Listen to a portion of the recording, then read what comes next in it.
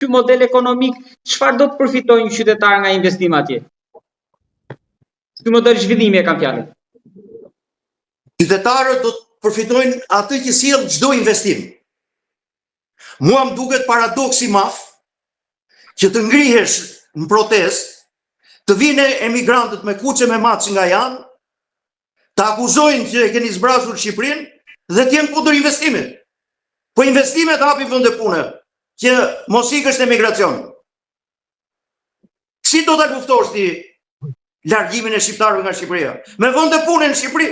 Po pikërisht ky investim në përmasa të tilla do të hapi vende pune, që gjatë procesit ndërtimit. Po do qarkullojnë materiale pafund, nga do t'i marrin materialet për të ngritur atë resort. Shqipëri do i marrin. Dhe pse do i marrin Shqipëri lëndë e parë? Apo po pse ku do t'i marrin? Do i sjellin tullat nga Amerika apo nga Arabia? Do ta sjellin hekurin prej andej. Cimenton do ta sjellin prej andej. Po këtu do t'i marrin gjitha. Ne jemi eksportues të një pjesë të mirë këtyre mallrave. Pra qarkullimi ekonomik do i hapi punë edhe sektorëve të tjerë. Këto janë përfitimet e Shqipërisë. Pastaj do të paguajnë taksat atë. Tatim fitimi, tatim të ardhurash, sipas ligjeve të shtetit, sigurime shoqërore për gjithë ata që do kenë të punësuar. Por ka nga këto janë përfitimet në çdo vend të botës, këto janë përfitimet që vijnë nga investimi. Nuk mund të pyesësh e ta shtrosh çështjen kështu që a do kem unë mundësi atje që të shkoj të pushoj. Do shkoj të pushoj ai që ka para, sepse ai është resort luksoz. Nuk do jetë për të gjithë ne, as mos e diskutohet, dhe çu ndodhet në gjithë botën. Po shko pusho në një resort luksoz në Sardenjë. Të gjithë italianët atje shkojnë pushojnë jo. Sipas të ardhurave janë edhe vendet ku pushojnë. Unë nuk shkoj ndonjëherë në për rezorte luksoze të pushoj. As kam shkuar të jetën time, se ka që kam takatin ekonomik. Edhe çdo kush tjetër në po këtë mënyrë duhet ta shikoj. Dhe jo të ngrem mënyra arsyetimi që rrjedhin nga diktatura, nga format menduarit kur ishim diktaturë. Gjithçka duhet të jetë për popullin. Është për popullin, por nëpërmjet rrugëve në të cilët përfiton ekonomia. Si duket pak e gjatë investim në Durrësin, portin e Durrësit kjo skem, se ka nga ata që thonë ekonomist në fushën tuaj, profesor.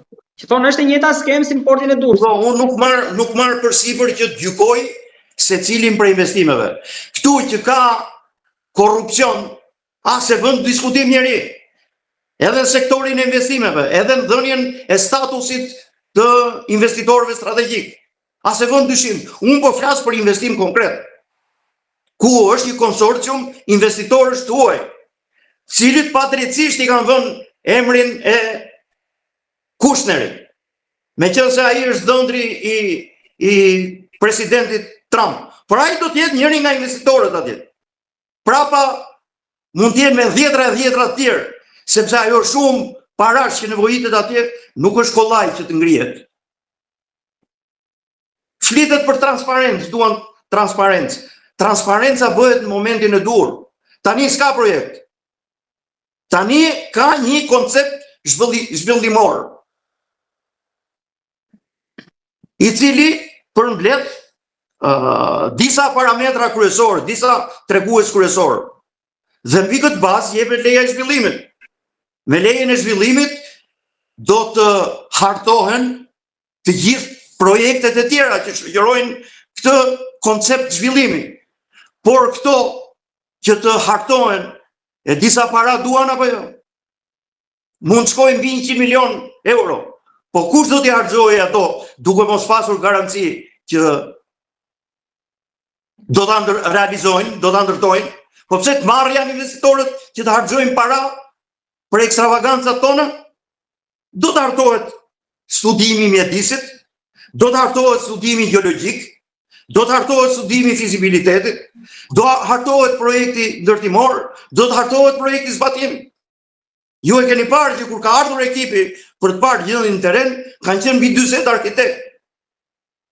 Kjo është kosto e madhe. Dhe synimi i vendeve që janë këtu rrotullnesh konkurrent në fushën e turizmit me Shqipërinë është ta pengojnë Shqipërinë. Pse nuk shkojnë këta neomarksistët të bëjnë protesta në Sardenjë, ku po ndërtohen 2 rezorte të tilla në zonat mbrojtura. 2 të tjerë, se Italia ka shumë rezorte të nivelit lartë. Atëherë Shqipëria pse nuk e pas ka drejtën që të ndërtojë? Pse nuk duhet dëgjojmë ekspertët, po duhet dëgjojmë ata të rrugës? Dhe a përpiqen ta sabotojnë edhe të thyen fundët Trumpit në Tiranë? Pa diskutim. A e bën në Beograd? A ishte për të zhvilluar hotel, ish Ministria e Brendshme? A u ngritën protesta? A anulloi Kushneri, i cili ishte investitor direkt në atë investim? Dhe ju tha që ne nuk vim këtu për të futur popullin në betejë njëri me tjetrin. Ne vim për të krijuar ura mirëkuptimi dhe mirëqenie midis gjithëve. Nuk dëshironin e ikën. Edhe një ditë bukur mund t'ja bëjnë edhe Shqipërisë. Se nuk jemi ne qendra e botës që s'ka tjetër se ku mund shkohet. Kjo do racionalitet, do mendim të pjekur. Kështu që gjitha këto që po bëhen, i shoh si çuditëra shqiptare. Që jo pak herë i kemi bërë. Prishesh integrimin evropian në këtë fazë, kur më shumë se kur i ke shanset për tyr. Jo se kemi plotësuar kushtet, por situata gjeostrategjike. Të marrësh ta godasësh të vetëm ne mund ta bëjmë. Prandaj jam kundër protestës. Dhe këtu nuk gjykoj si partizan i Edi Ramës apo partizan i socialistëve. Gjykoj dhe diskutoj si partizan i të mirës vendit tim. Dhe sot jam shumë i ftohtë për të gjykuar, sepse nuk kam ngarkesën partijake. Nuk kam detyrimin. Më përpara mund ta keni pasur ngarkesën Nuk kam detyrimin për të respektuar vendimin partijak. Në politik ka një rregull që nëse shumica brenda partisë merr një vendim, edhe pakica duhet ndjeki dhe të mbrojë atë qëndrim, atë vendim. Kështu që nëse do të kisha në kushtet kur isha aktiv në politik MPD, do të kisha rezerva, ato rezerva duhet i thosha brenda partisë, por në publik detyrimisht do të mbajnë qëndrimin partijak. Ndryshe largohu, shko diku tjetër. Zoti Spau, sa shikoni që mund zjas kjo protestë, apo ndoshta siç merri ju shembullin e asaj në Shtetet Bashkuara të Amerikës 81 ditë dhe nga kush për ta elaboruar më qartë do ta hanë qytetarët, siç thoni ju, një datë këtë fort nëse shkojnë në Lunë? Pas mos keni dyshim që nëse organizatorët e protestës do të përqendrohen tek dhuna, sepse protesta ka rënë apo jo. Pjesëmarrja nuk është ajo e ditëve të para. Shtunën e pam një pjesëmarrje që ishte masive.